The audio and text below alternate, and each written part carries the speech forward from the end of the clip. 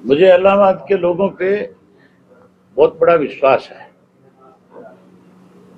पिछले 5 चुनाव मैंने यहां से लड़े, जिसमें 2 चुनाव तो ऐसे थे जब सरकार ने मेरे खिलाफ पूरी ताकत लगाई। 2 बाई इलेक्शन लड़े मैंने यहां से।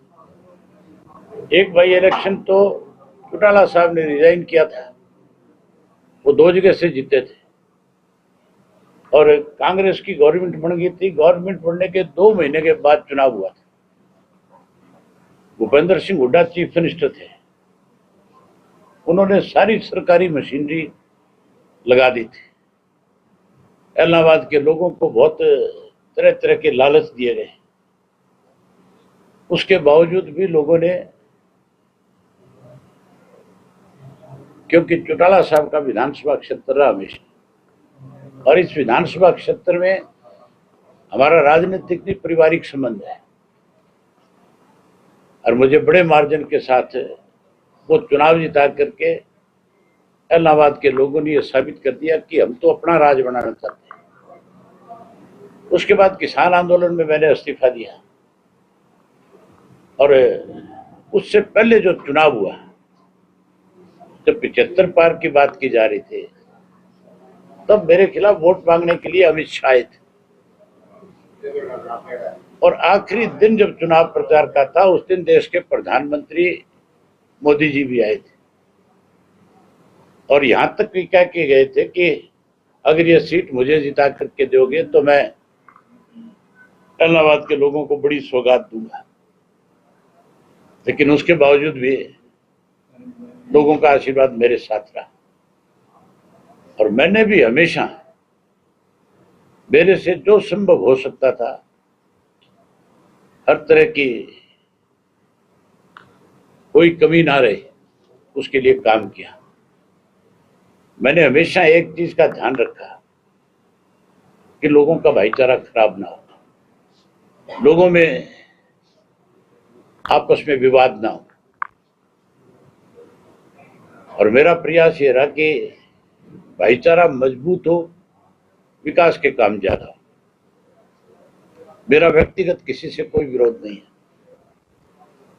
मेरे लिए हर व्यक्ति जो है, जो सही है वो सही है, जो कोई गलत था मैंने उसको गलत कहा। उसके बाद जब बाई इलेक्शन आया मेरा, उस बाई इलेक्शन में भी कोई कसर नहीं छोड़ी सरकार ने।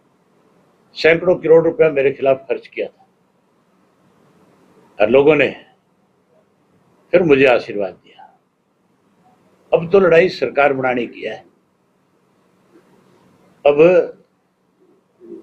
हालात जो प्रदेश के हैं, उससे एक चीज स्पष्ट है कि ना कांग्रेस बहुमत में आ सकती, ना बीजेपी आ सकती। अब की बार बहुजन समाज पार्टी और इंडियन नेशनल लोकदल पार्टी का जो गठबंधन है, वो फैसला करेगा सरकार का। और जब लोग हमारे ऊपर विश्वास करेंगे, भरोसा करेंगे, तो मैं लोगों को सरकार बना करके दूंगा, ना कि मैं किसी और की सरकार बनाने में विश्वास रखूंगा। हम अपनी सरकार बनाएंगे। सरसा जिले के लोगों की लड़ाई अपनी सरकार बनाना है। सरसा की अनदेखी कांग्रेस ने करी, सरसा की अनदेखी बीजेपी ने करी। अब की बार मुझे पूरा विश्वास है कि पंचों की पंचों सीट हम जीतेंगे और हर हालत में अपनी सरकार बनाएंगे।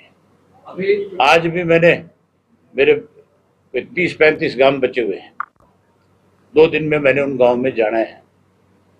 अभी मल्लिका हमारा बड़ा गांव है, मैं अपने सब साथियों से मिला हूं, और सबने मुझे आश्वासन ये दिया है, कहा है कि आप हरियाणा संभालो जाकर के, यहाँ की जिम्मेवारी हमारी है,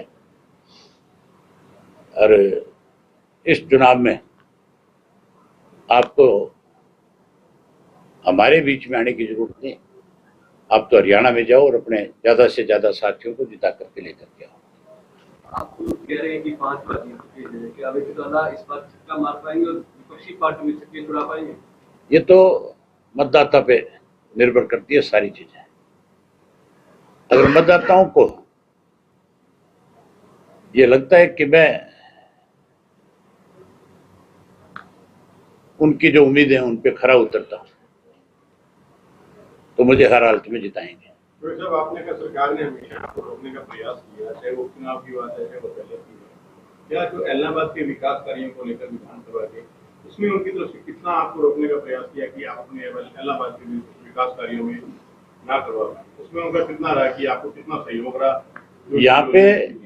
यहाँ पे कांग्रेस के वक्त में बहुत बड़ी बड़ी घोषणाएं हुई थी,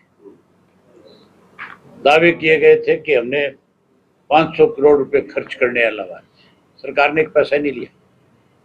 ये तो मेरे अपने प्रयास थे और अपने प्रयास से मैंने इलाहाबाद के विकास को कहीं रुकने नहीं दिया।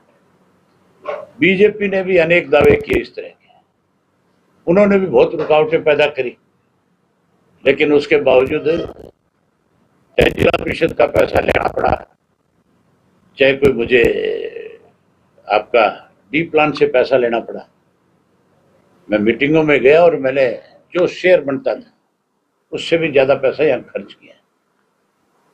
विधानसभा की आप किसी से पूछो, लोकल आदमी से, गांव के आदमी से, कि अभय सिंह के विधायक बनने के बाद कोई विकास के काम में रुकावट आई है क्या? और अब जब राज बना लेंगे तो अलग तस्वीर होगी। चुनावी मुद्दा बना हुआ है कि नशे को जड़ से खत्म किया जाए, और आप इस इश्यू को के नाम भी दिए थे, तो आपसे कितनी कार्रवाई जो सरकार पर कर पाई? इस इश्यू पे सबसे पहले मैंने ही डिमांड करी थी, मैंने ये लड़ाई लड़ी। हमारी सरकार बनने के बाद 24 घंटे में नशे पे रोक लगे।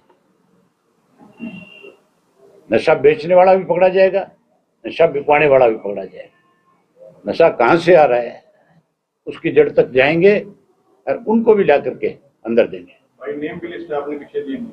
मैं सबके खिलाफ सख्त कार्रवाई करूंगा।